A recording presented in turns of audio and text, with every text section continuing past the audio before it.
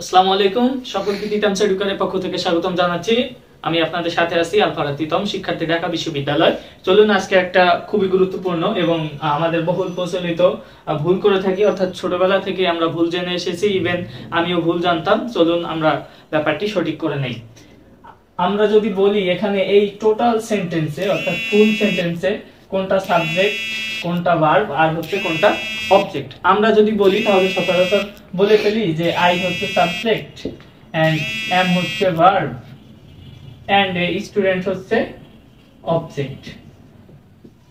কিন্তু এটা সম্পূর্ণরূপে ভুল, বিকজ প্রথম দুটো আমাদের ঠিকই আছে, আই হচ্ছে সাবজেক্ট এবং এম হচ্ছে ভার্ব, মেনে নিলাম। বাট এটা যে অবজেক্ট এটা আমি মানতে পারলাম না। এটা তাহলে কি? এটা অবজেক্ট না, তাহলে কি? চলুন আমরা শিখে নেই। আই এম এ স্টুডেন্ট এই বাক্যের অর্থ হচ্ছে আমি একজন শিক্ষার্থী, অর্থাৎ আমি নিজে একজন শিক্ষার্থী। এখানে দেখেন এই আই আর হচ্ছে এই স্টুডেন্ট সেম কিনা।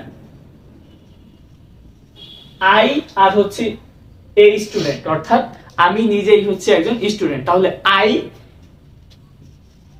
ইকুয়াল টু এ স্টুডেন্ট, অর্থাৎ যিনি হচ্ছেন আই অর্থাৎ আমি, তিনি হচ্ছেন একজন স্টুডেন্ট। তাহলে আমরা জানি যে সাবজেক্ট এবং সাবজেক্ট সম্পর্কে যেটা দেওয়া থাকবে সেটা যদি সেম হয় অর্থাৎ একই হয়, তাহলে সেটাকে অবজেক্ট বলে না, সেটাকে বলা হয় হচ্ছে কমপ্লিমেন্ট।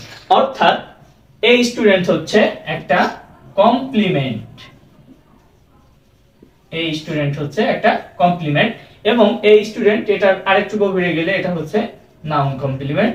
সো আমাদের মধ্যে থাকা ভুল ভেঙে গেল যে এই বাক্যে আই হচ্ছে সাবজেক্ট, এম হচ্ছে ভার্ব এন্ড এই স্টুডেন্ট হচ্ছে একটা noun complement, not a object. ধন্যবাদ সকলকে।